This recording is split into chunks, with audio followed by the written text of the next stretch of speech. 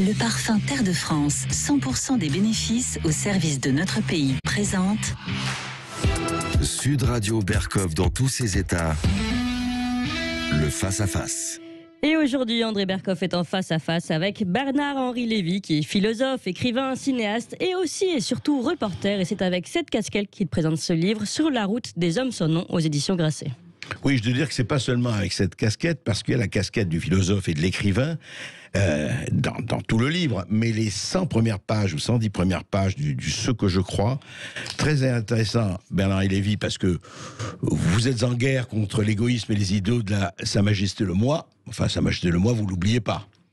Vous dites un jeu aussi, vous parlez à la première personne. Oui, mais c'est un jeu d'honnêteté et d'effacement, parce Absolument. que dans ce livre, je m'efface devant les hommes sans nom, Tout à fait. dont j'essaie de fixer l'empreinte. Tout à fait, mais vous avez commencé justement par parler de vous, et c'est bien, enfin, c'est pas du tout péjoratif ce que je disais, par rapport à effectivement vos influences, les personnes qui vous ont marqué, que ce soit Normal Sup, votre père, dont vous faites un très beau portrait, votre ami Gilles Herzog, et vous parlez justement de l'internationalisme, du cosmopolitisme. Je voudrais qu'on parle de tout ça, du souverainisme que vous aimez moins, mais je voudrais revenir sur quelque chose et qui montre un peu par rapport aux philosophes et par rapport aux philosophes à l'entrée dans le réel.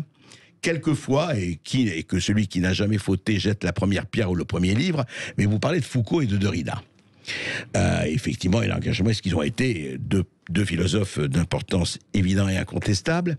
Mais comment vous voyez que Foucault a été, je ne dirais pas à genoux, n'exagérons rien, mais enfin à saluer l'arrivée de Khomeini et de l'Iran, c'est vrai, d'un côté, enfin du chiisme iranien, et les communistes aussi iraniens, on a vu ce qui s'est passé après avec le Toudé, et que Derrida, il faut quand même qu'on le veuille ou non, est non pas le fondateur, mais l'un des père putatif de la cancel culture, du woke et de tout ce qu'on voit aujourd'hui et qui atteint des degrés hallucinants, pas seulement en Amérique, mais en France, et d'ailleurs vous l'avez dénoncé vous-même.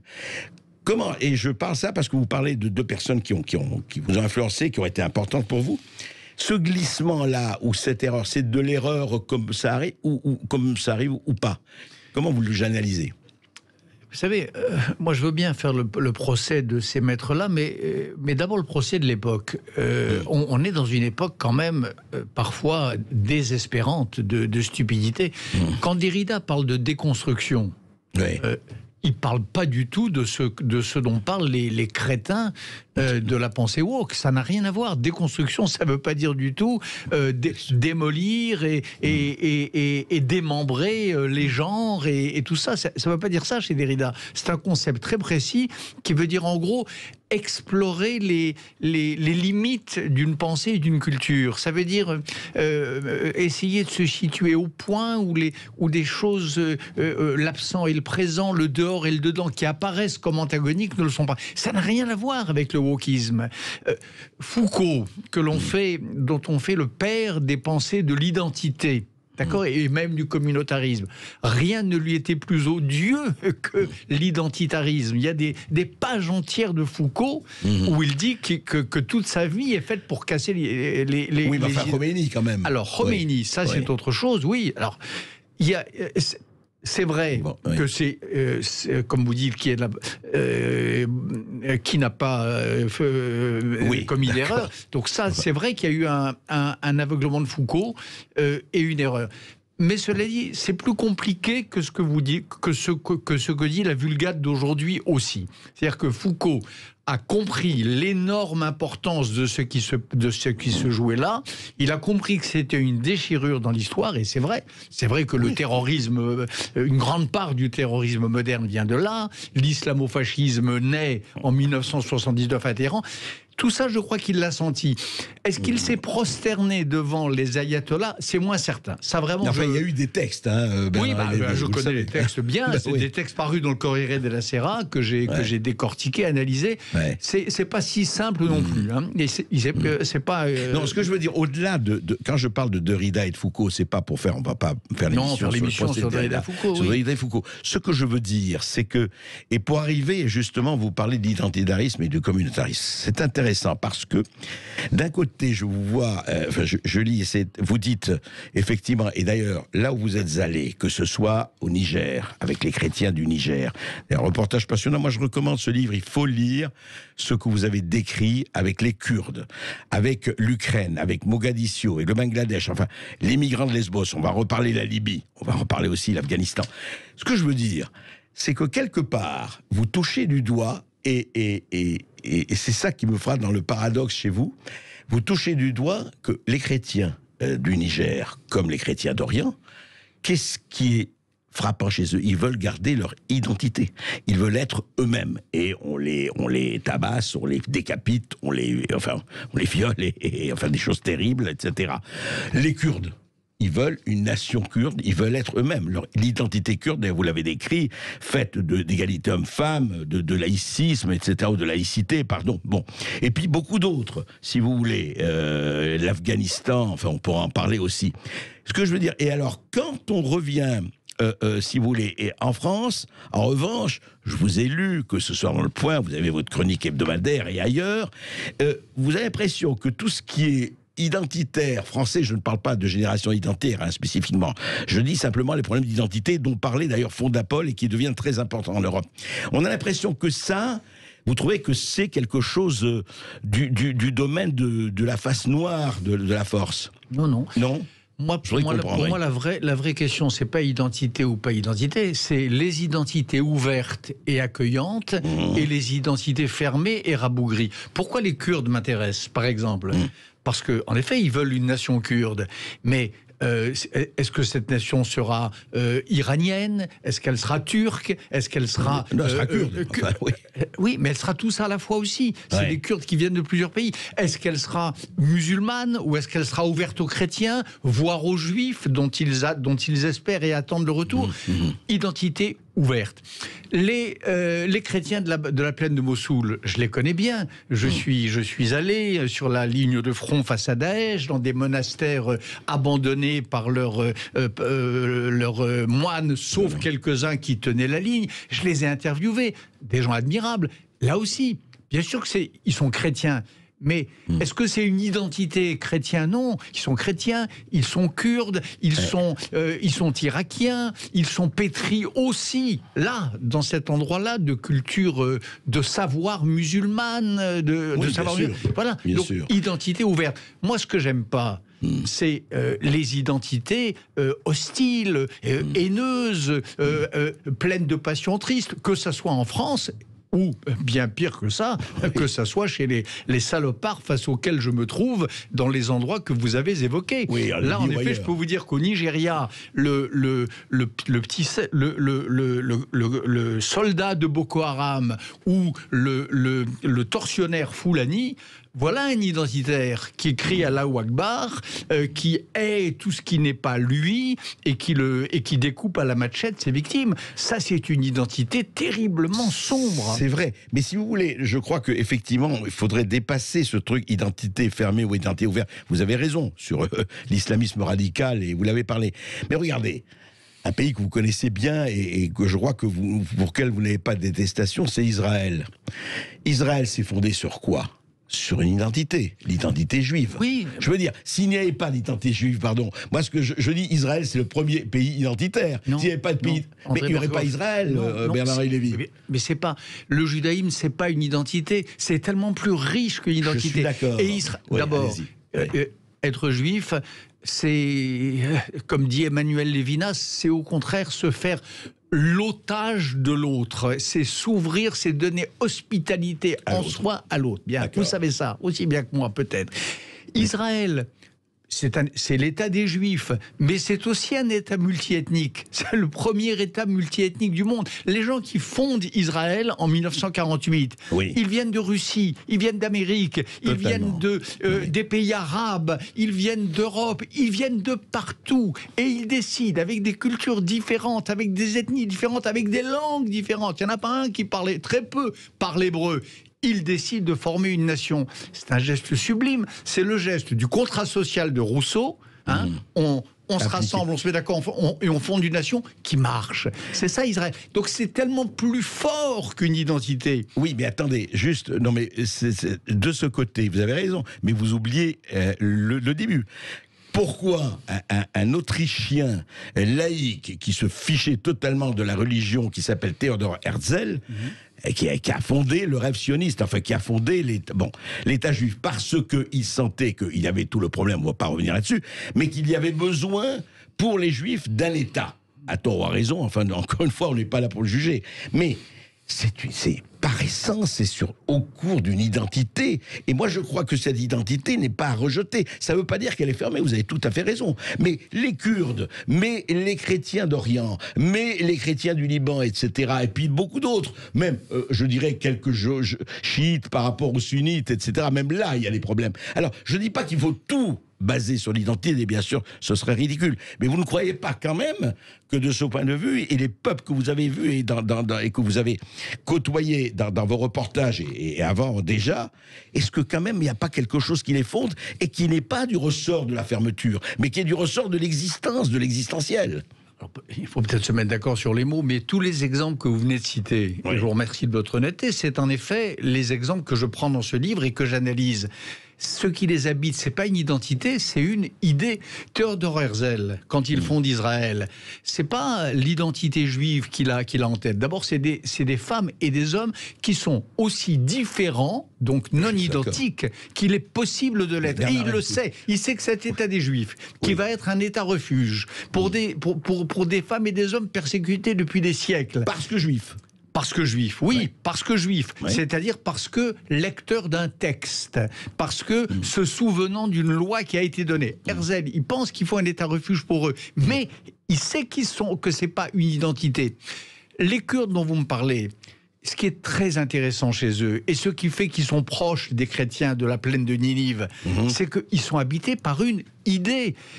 Et cette idée, c'est quoi? C'est justement qu'on peut être un peuple et être à cheval sur plusieurs États, que les frontières n'ont pas tant d'importance. D'ailleurs, les Kurdes, ils sont ravis si on leur donne un État pour tout le peuple kurde, mais ils sont contents si on leur en donne qu'un bout. Si c'est juste un État pour les Kurdes d'Irak, ceux que je connais le mieux, avec dont j'ai filmé les combats, ça va aussi.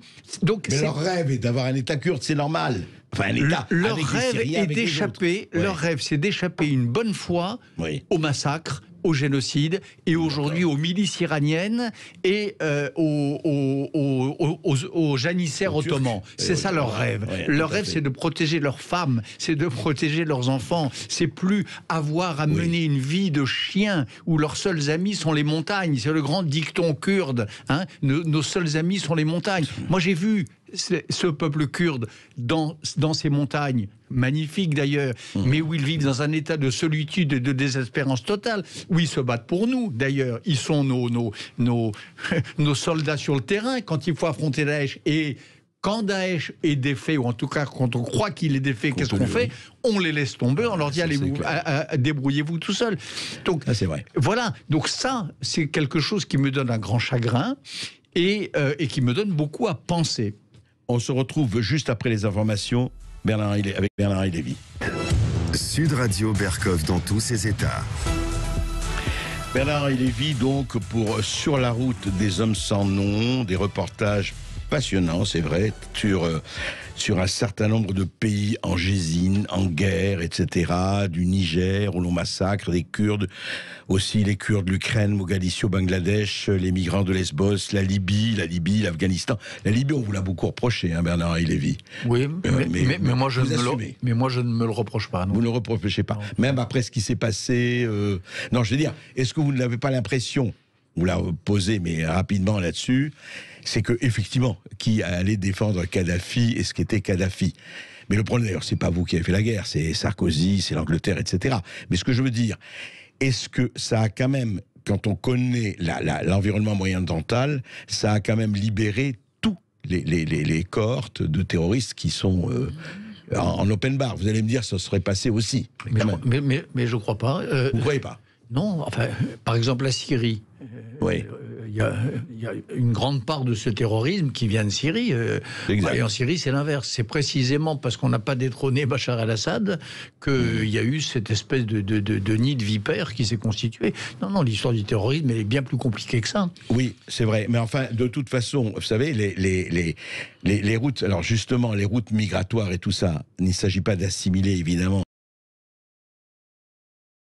Je ne le ferai jamais. En revanche, on peut dire qu'un certain nombre de terroristes, et on le sait, on l'a vu d'ailleurs récemment, utilisent les routes migratoires, venant de Libye, comme du Syrie d'ailleurs. Et vous savez très bien qu'un certain nombre d'ONG vient les chercher pratiquement sur les rives libyennes. Et ça, c'est pas un fake news. Les ONG, je ne crois pas. Mais qu'il y ait des terroristes qui se glissent dans les flux migratoires, c'est vrai. Bien sûr, ils se glissent partout.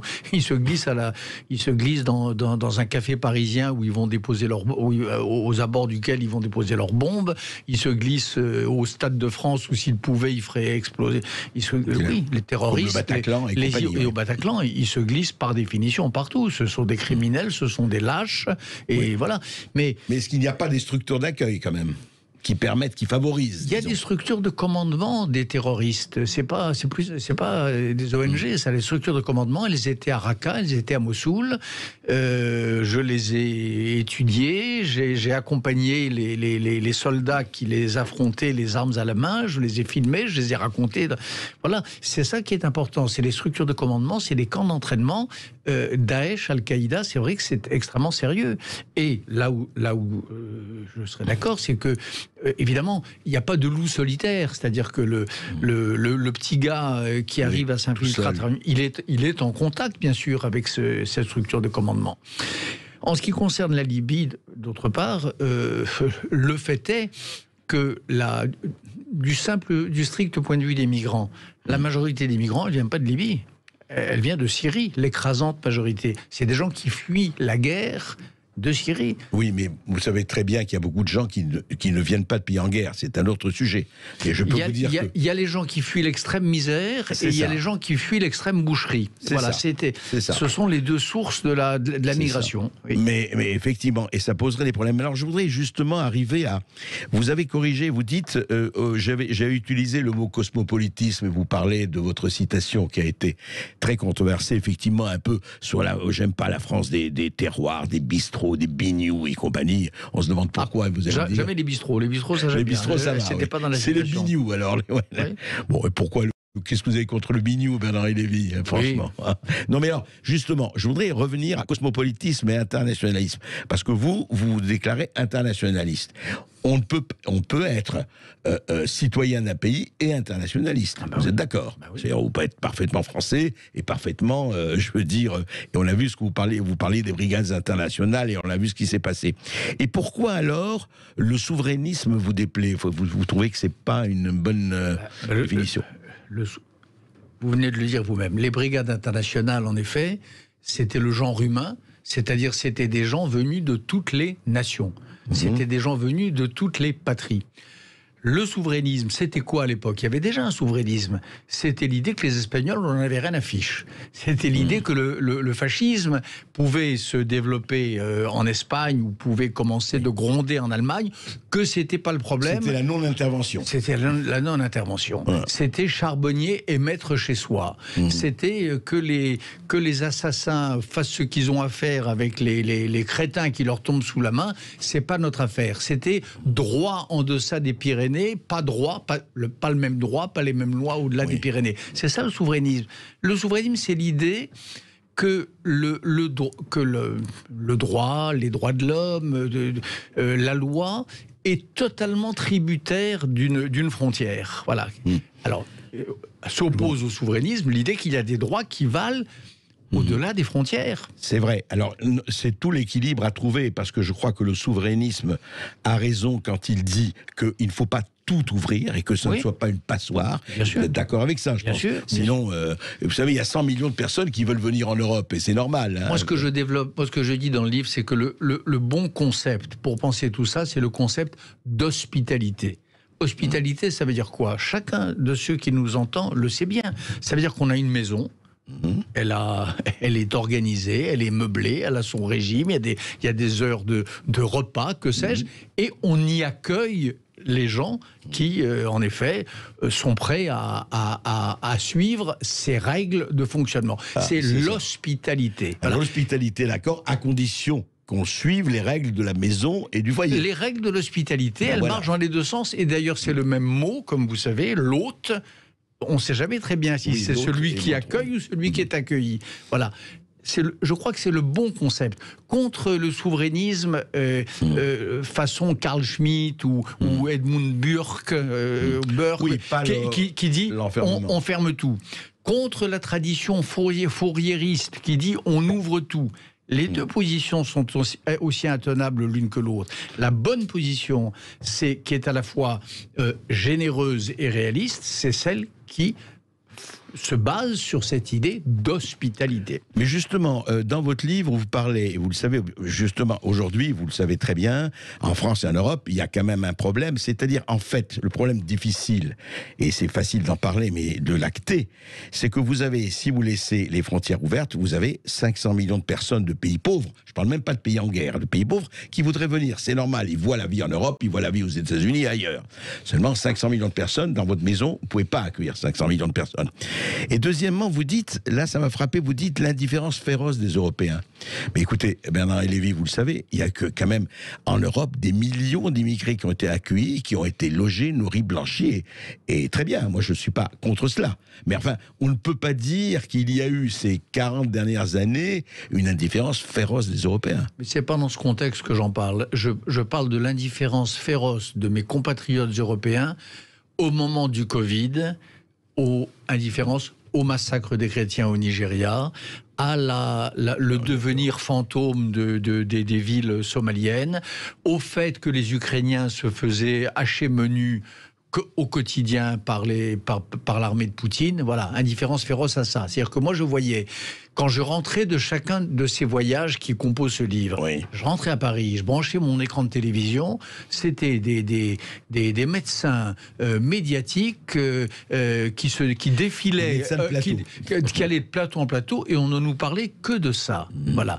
Et moi, je rentrais avec, sur la conscience, les récits qui composent ce livre, avec dans le regard, dans la tête, j'étais hanté par cette description, ce récit que je fais de cette dame, Joumaï Victor, enceinte, sur laquelle tombe une bande de Boko Haram. Ils n'osent pas l'éventrer, mais ils décident de lui couper le bras par petits morceaux pour que chacun ait sa part. Et j'entends qu'on me parle des courbes, des plateaux, des taux, de ceci, de cela. C'est vrai que je devenais fou. Et que là, il y avait un égoïsme féroce. Alors, je ne dis pas que l'Europe est structurellement égoïste ni féroce, mais je dis que dans les circonstances... Bernard Lévy, vous le savez, c'est pas vous. C'est malheureusement une banalité de base et qui ne date pas d'hier. Que, à part des poignées de gens, les gens s'intéressent aux trains qui arrivent à l'heure ou qui n'arrivent pas à l'heure en gare de Besançon, plutôt qu'à ce qui se passe loin. Vous avez choisi autre chose, et un certain nombre de gens, heureusement, ont choisi autre chose. Le problème de comment vous dites, de la mobilisation, elle s'est passée. Effectivement, en Espagne, il y a eu quand même des mobilisations. Il y a eu des mobilisations pour le Vietnam. Il y a eu si on regarde, un certain nombre de mobilisations qui ont été très fortes. Aujourd'hui, effectivement, avec le paradoxe de cette immigration, terrorisme qu'on mélange excessivement, mais d'autre part, qui a des fondements, vous avez ce problème où les gens se disent « je ne sais plus où je suis, je ne sais plus qui je suis, je ne sais plus où j'habite », et je vous assure, et on l'a vu encore, que beaucoup de gens, encore une fois, tu as raison, mais il faut voir le peuple, et ils sentent ça, ils voient ça, et ils se disent « attendez, on ne s'occupe pas de moi », quand je dis « on ne s'occupe pas de moi », pas pour me nourrir, on ne s'occupe pas de moi dans mon être. Et ce n'est pas une question philosophique, c'est une question existentielle. Donc voilà. Alors, bien sûr, il y a deux réponses à ça. D'abord, il y a une réponse que doivent donner les politiques français. À ces femmes et ces hommes-là, il faut leur dire où ils habitent, qui ils sont et qu'est-ce qu'il leur est permis d'espérer. Ils le font pas. Oui, pas assez. Ça s'appelle un récit national. Voilà. Et si possible, un grand récit national. Alors c'est vrai que il va pas se raconter ce grand récit national avec les histoires que je vous entendais résumer tout à l'heure en PACA, avec le type qui veut l'alliance, puis qui après la veut plus. Tout ça est pathétique. Ça, je me mets à la place d'un Marseillais. Si la politique c'est devenu ça, si le gaullisme, si la certaine idée de la France du général de Gaulle Gaulle, c'est devenu ce qu'on entend là, il y a de quoi désespérer. Ça, c'est une première chose. Mais la deuxième chose que je voudrais dire à ceux qui nous écoutent, c'est que nous ne savons pas très bien qui nous sommes, mais il y en a qui savent qui ils veulent que nous devenions. Et cela, c'est qui? C'est Erdogan. C'est les ayatollahs, c'est les chefs de Daesh, c'est Poutine. Poutine, il a une idée sur l'Europe. Vous savez, il a un plan, il sait à peu près à quoi il veut qu'on ressemble, à quoi il voudrait que les démocraties ressemblent. Et je crois qu'il n'y a pas de raison de laisser, quand on est la France, quand on est l'Europe, quand on est l'Occident, il n'y a pas de raison de laisser le terrain à ces gens-là, à ces néo-impérialistes, à la fois très dangereux et un peu kitsch et un peu toc. Voilà. Donc, Daesh, c'est pas vraiment kitsch et toc. Enfin, en tout cas. Non, je parle de Poutine. Je parle de Poutine et Erdogan. Oui, une espèce de néo-ottomanisme qui ne sait même pas lui non plus très bien où il habite. En revanche, il s'intéresse de très près à l'Allemagne, à la France. Il a des groupes en France qu'il manipule, les loups gris et d'autres. Voilà. Donc, moi, je voudrais que les Français sachent. Bien sûr qu'il faut ce récit national, mais il faut qu'ils sachent aussi que la France, elle n'est pas seule au monde. Elle est embarquée dans un grand jeu international avec quelque chose qui s'appelle la géopolitique et où, qu'on le veuille ou non, tout est lié. Voilà. Totalement. Encore faut-il que l'Europe existe. Et pour le moment, l'Union européenne ne satisfait vraiment pas à cela. Je ne crois pas. Oui et non. Elle a réussi à distribuer ses vaccins. Elle a réussi à pas les acheter à des prix absurdes. Elle a réussi à négocier les... Écoutez, on ne va pas rentrer là-dedans, Bernard-Henri Lévy, je peux vous dire... Moi, je suis extrêmement sévère sur toute cette gestion de la crise covidienne. La négociation des vaccins a été lamentable, je peux vous le dire, vraiment. Je parle de la part de l'Europe. De la part... Vraiment. En tout cas, l'Europe a refusé d'enrichir les laboratoires exagérément en payant n'importe quoi. Hein. C'est une des raisons pour lesquelles on a été un petit peu en retard. Hein. Elle le paye maintenant. Mais en tout cas, je voulais vous dire, je crois que de toute façon... Cette route des hommes sans nom, c'est vrai qu'il ne faut pas l'oublier, et vous faites très bien d'écrire sur ces hommes sans nom, parce que ce qui se passe évidemment, la France n'est pas la planète, une planète, une monade atomisée en train de flotter dans le cosmos, elle est là au milieu du monde, et c'est bien qu'il y ait des voyageurs comme vous pour s'en souvenir. Pour le raconter. Et cette route est tracée aux éditions Grasset, je le précisais bien. La conversation continue, mais avec vous, chers amis, vous nous appelez au 0826 300 300. Vous pouvez réagir à cet échange entre Bernard-Henri Lévy et André Berkoff, mais aussi revenir sur les autres sujets. L'assassinat du policier d'Avignon hier, la conversion des Européens aux valeurs de droite, ça c'est l'étude de Fondapol. On vous attend, à tout de suite.